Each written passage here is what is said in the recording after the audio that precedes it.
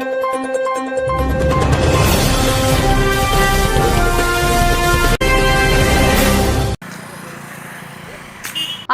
వర్గాల ఆశా జ్యోతి మాజీ ఉప ప్రధాని బాబు జగజ్జీవన్ రామ్ అని మాజీ ఎంపీ టీడీపీ నియోజకవర్గ ఇన్ఛార్జ్ నెలవల సుబ్రహ్మణ్యం అన్నారు. శనివారం టీడీపీ కార్యాలయంలో బాబు జగజ్జీవన్ రామ్ జయంతి సందర్భంగా ఆయన చిత్రపటానికి పూలమాలలు వేసి నివాళులర్పించారు. ఈ సందర్భంగా నెలవల సుబ్రహ్మణ్యం మీడియాతో మాట్లాడారు. जोहार बाबू जगज्जीवन राम, जोहार अमर रहे बाबू जगज्जीवन राम, अमर रहे बाबू जगज्जीवन राम. అలా ఆశా జ్యోతి భారత రాజ్యాంగాన్ని రచించింది డాక్టర్ బిఆర్ అంబేద్కర్ గారు అయితే ఆ రాజ్యాంగాన్ని నా జాతుల కోసం మీరు అమలుపరచాల్సిందేనని చెప్పని ఎన్ని ప్రభుత్వాలు వచ్చినా అన్ని ప్రభుత్వాలను కూడా మెడలుంచి అందరికీ న్యాయం జరిగేటట్లుగా రాజ్యాంగాన్ని అమలుపరిచిన వ్యక్తి శ్రీ బాబు జగజ్జీవన్ రావు గారు.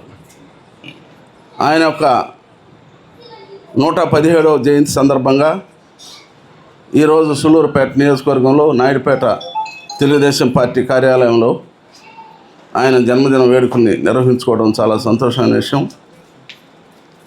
ఈ భారతదేశంలో అటు బిఆర్ అంబేద్కర్ కానీ లేదా బాబు జగజ్జీవన్ రావు గారు కానీ వీళ్ళిద్దరు పుట్టుక లేకుండా ఉంటే భారతదేశంలో నిమ్న వర్గాల యొక్క పరిస్థితి ఎంతో దయనీయంగా ఉండేది. ఆయన భారతదేశ ఉప ప్రధానిగా అనేక కేంద్ర మంత్రులుగా అన్ని శాఖల్లో కూడా పనిచేసి తన శాఖలోనే కాకుండా అన్ని శాఖల్లో కూడా దళితులకు, హరిజనులకు, గిరిజనులకు, బలహీన వర్గంల వారికి సమాన హక్కులు కల్పించేదానికి సకల ప్రయత్నాలు చేసిన వ్యక్తి బాబు జగజ్జీవన్ రావు గారు. ఆయన ఈ దేశ ప్రధానిగా అయ్యే అవకాశం ఉన్నా సవర్ణ హిందువులు ఆనాడు అడ్డుకొని భారతదేశ ప్రధానిగా కానికుండా ఉన్న విషయం మనకందరూ కూడా తెలిసిందే. మరి ఏది ఏమైనా ఈ భారతదేశంలో దళిత వర్గాలు కానీ నిమ్న వర్గాలు కానీ ఆరాధించే వ్యక్తులు ఇద్దరు ఉన్నారు. వాళ్ళిద్దరే జగజ్జీవన్ రావు గారు, అదేవిధంగా బిఆర్ అంబేద్కర్ గారు. మన ప్రియతమ ముఖ్యమంత్రి నారా చంద్రబాబు నాయుడు గారు కూడా వాళ్ళిద్దరు బాటలో పయనించి ఈ రాష్ట్రంలోనే కాదు భారతదేశంలో కూడా వాళ్ళకి విగ్రహాల నిర్మాణాలు అయితేమి వాళ్ళు పెట్టిన కార్యక్రమాలను కూడా తూచా తప్పకుండా మన ప్రియతమ ముఖ్యమంత్రి గారు నారా చంద్రబాబు నాయుడు గారు అమలుపరుస్తూ ఉన్నాడు. మరి దళితుల కోసం పోరాడిన వ్యక్తుల్లో ప్రముఖమైన వ్యక్తులుగా మనం బాబు జగజ్జీవన్ రావు గారిని గుర్తుంచుకోవాలి. మరి దళితుల యొక్క నాయకత్వం కొరవడింది ఈనాడు. ఆంధ్ర రాష్ట్రంలో అయితే పేరుని కలిగిన ఒక నాయకుడు మాత్రం అతనే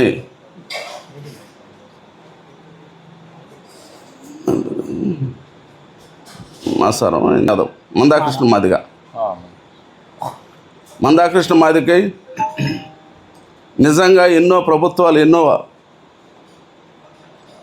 ఎమ్మెల్యేలు కానీ, ఎంపీలు కానీ, ఎమ్మెల్సీలు కానీ ఇస్తానంటే నా జాతి కోసం నేను ప్రయత్నం చేస్తాను, నా జాతి యొక్క సంక్షేమం నాకు ముఖ్యమని చెప్పని పోరాడిన ఏకైక వ్యక్తి దళిత నాయకుడు మందాకృష్ణ మాదిగ.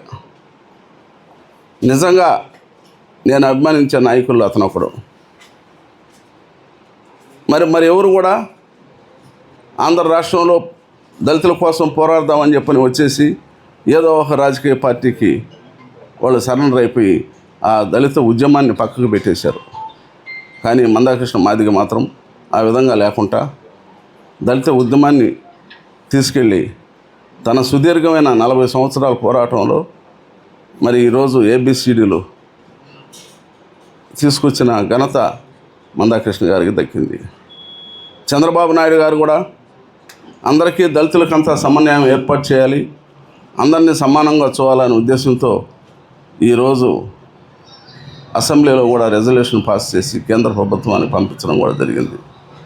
దళితుల పట్ల, నిమ్న వర్గాల పట్ల ఏ విధంగా అయితే బిఆర్ అంబేద్కర్ గారు, బాబు జగజ్జీవన్ రావు గారు వారి యొక్క హక్కుల కోసం పోరాడారు, ఈరోజు ఆ హక్కుల్ని తూచా తప్పకుండా అమలుపరచాలని ధ్యేయంతో పనిచేసే వ్యక్తి నారా చంద్రబాబు నాయుడు గారని మనం చేస్తూ ఉంటాం.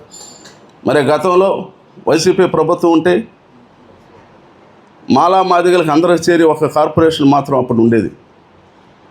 ఆయన జగన్మోహన్ రెడ్డి గారు మరి ఏదో దళితులను ఉద్ధరిస్తామనే ఉద్దేశంతో రెల్లి కులానికి ఒక కార్పొరేషను, మాదిగలకు ఒక కార్పొరేషను, మాలలకు ఒక కార్పొరేషన్లో 3 కార్పొరేషన్లు ఏర్పాటు చేసి ₹3 కూడా ఆ కార్పొరేషన్కి డబ్బులు ఇవ్వాలి. 5 సంవత్సరాలు దళితులను మోసగించారు ఆ ప్రభుత్వం, వైసీపీ ప్రభుత్వం. దళితుల యొక్క ఓట్లతో 2019లో గద్దెనెక్కి దళితులను మోసం చేసిన ఏకైక పార్టీ వైసీపీ పార్టీ అని చెప్పిన కూడా మీకు తెలియజేస్తున్నాం.